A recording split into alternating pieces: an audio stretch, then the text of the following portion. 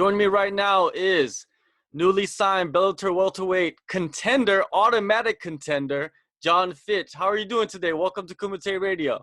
Awesome, man. I'm doing great. You just turned 40 years old. You know, a lot of people say 40 is the new 30, 30 is the new 20. Do you feel this way? I still feel 20, man. I still feel and think. I forget how old I am sometimes. I was working at a strip club over New Year's, and some girl was like, "Oh, I used to watch you when I was a kid."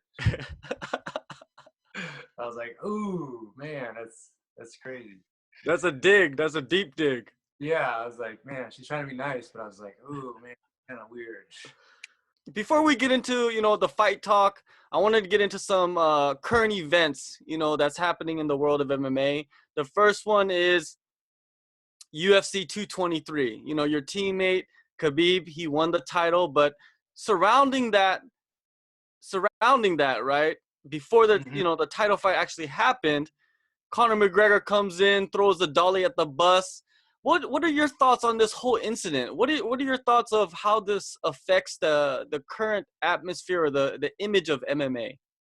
I mean, yeah, when the show's run like a circus and it's run like pro wrestling, you can't get mad when the athletes start acting like animals and they start acting like they're pro wrestlers. I think there's two sides of this. Maybe one is that Connor is way out of line and he's just crazy and he's coked up or something and he went nuts. Or the other one is he was pulling the all-time sell, and trying to get over on everybody. And he threw the dolly, not intending. He probably had no idea that window was going to break. And he threw the broke. He's probably like, "Oh shit, I did not mean for that to happen." So, we may never know the real story of why or what was going on, but I don't know. I mean, I've been saying this for a long time. You don't run it like a true sport. People are going to act like it's a true sport. There's no meritocracy. Everybody thinks the only way to get ahead and make money is to act like a clown. So you're just going to see it keep escalating. Special treatment is a big issue right now because Conor has not been reprimanded for his actions. And if it was another fighter, they would have probably gotten immediately cut from the UFC. Your future opponent, Paul Daley, he punched or he swung at your teammate after their fight. He was cut. So, what does that say about the UFC right now? Yeah, there's definitely favoritism, but what you also have to realize is that the commission has a place to step in too, something about it. And the fact that the commission is completely silent on this lets you know that the UFC has all the power in the industry. The commission can't even step up and do their job. They could easily revoke his license and prevent him from fighting again, but they haven't said anything. Yeah, that's definitely true. Also, another issue that came up is recently at UFC Atlantic City, Leslie Smith, she's part of Project Spearhead. She was going to face her opponent. Her opponent missed weight. She denied the fight, and then the UFC bought out her contract. What are your thoughts on this situation? Yeah, I mean, this is what we're talking about. This is why a UFC only union is not the right fit. Nothing changes in the sport without a structural change. The only way to develop and create a structural change is either the Muhammad Ali Expansion Act and the class action lawsuit. If you don't have any legal backstop to push the UFC up against, nothing will change. Because what they did with Leslie, they can do with anybody. When you control the rank and the title, you own everything. If it was one of their top stars, if it was one of their champions, they could do the same thing. They could take anybody's rank away. They can take anybody's title away. They're the ones that control it. Until you have independent titles and independent ranking systems, they're gonna have all the power, and you're not gonna be able to get a collective bargaining agreement. You'll never come to the table, and you'll never get them to come to the table because there's no reason for them to. Every time you push them back, they're just gonna redraw the lines. And you're going to have to start all over again. You work closely with the MMAFA, and how is that going? How is that progressing? Progressing well. We have, the bill on the House floor, and we're hoping to get to the Senate floor this summer. It's the best and fastest option to create change in the sport. The class action lawsuit is about halfway done. We're 3.5 years in. We probably have about another 3.5 years to go. This year, close to fall, I think will be the judge will decide whether or not we have a class. And after that, I think it's a really strong position for us to have once we get certified as a class. Moving on to some more positive aspects. Recently, you had a trip to Guam and to Mm-hmm. Thailand, and how was that experience? Man, I love traveling. When I wrestled at Purdue University, we got to travel around the United States to wrestle different teams. A lot of the Midwest.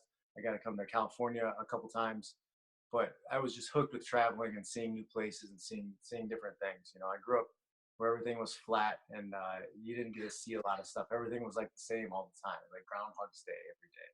So getting to travel, I got the travel bug, and then getting to get out there and travel across the world and see different places and train and work out, meet new people. Like, it's something I really love doing. And, I love teaching. I've always kind of been a teacher at heart. So if I can get out to another country and somewhere else and teach people some of the knowledge that I've gained and gathered over the years, it's a pretty awesome experience. Going to these other countries and people recognizing you, how does that feel for you that you've reached this broad audience?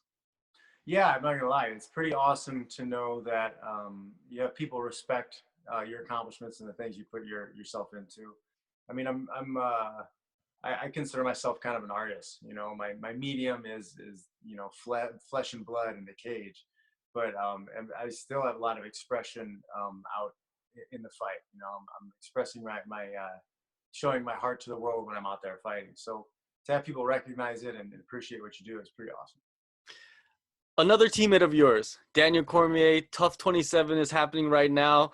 In the recent episode, he pulled out his, and waved it around to the other coach. Did you see this? I did not see this. No. Okay, but then most likely you will see it soon because it's all over the internet. I was gonna ask you about what you thought about DC. Does he play around like that a lot in the training room? He's the Joker. He is the class clown for sure. When it's time to get to work, he gets to work, but he's always got a joke. He's always got something funny to say. Yeah, he keeps it lighthearted in the training room. Keeps people from getting too serious. It's good to have him around. But you can tell when he's not in the gym too, because it's a lot quieter. All right, moving on to your debut in Bellator 199. You are the co-main event versus Paul Daley. You are going to fight in San Jose, which is basically your hometown. This is where you have your training camp. How does it feel to be able to debut in your hometown? I think it's pretty awesome. I got to fight in Oakland once when I fought for the UFC. I fought Thiago Alves the second time, and that was a great experience. But being in San Jose is a lot closer. It's in my backyard. San Jose is kind of my adopted hometown now. I've been out here, 15 years, and I just love it out here. And people have always been really great to me, and taken care of me ever since I've been out here. So I've had a lot of help through my career from everybody around, and it's gonna be great to kind of give back to everybody at fight here in my hometown. It's gonna be awesome. Even though you've been out of action for about 11 months, you still carry in, the title that you had from the previous promotion and a winning streak. Do you feel that you have a lot of momentum going in? I think so. I'm in a good place physically, good place mentally. I really like what I'm doing, where I'm at. So I think I have a lot of good momentum. I have a good matchup against a good named opponent. I think I'm in a great position to push through this, have a great performance, and carry that over into even bigger fights. Your opponent, Paul Daley, everybody knows him. Everybody knows that he's a striker. You're a grappler. But is it a real striker versus grappler matchup? Where do you think that the keys lie in your victory? It's always about imposing my will on the other guy and not so much about worrying about what he's going to do. He's got big power and he's explosive. So, I've got to watch out for that. I don't want to put myself in a bad situation early. Make sure I get him tired, wear him out, get in close, and keep him from using that power and explosiveness. So, I think I'm in a good position to have a really great fight. Leading up to this fight, Paul Daley hasn't really spoke negatively towards you as much as his other opponents. Are you surprised by this? I'm not, because I have a track record of not responding really to that stuff. So he knows I'm respectful and I don't really care. He can talk if he wants to, but at the end of the day, I'm going to fight as hard as I'm going to fight regardless. And he probably realizes that he can't bait me into upsetting me, so it would be a waste of effort. So he's just getting prepared to have a good fight, I think. Your calm demeanor, like you said, you don't talk trash, you just say it how it is. Where does that come from? Have you always been like this from a young age? Um, I don't know. I mean, sometimes I get fired up. Don't get me wrong, but I think I've learned to carry myself well in public.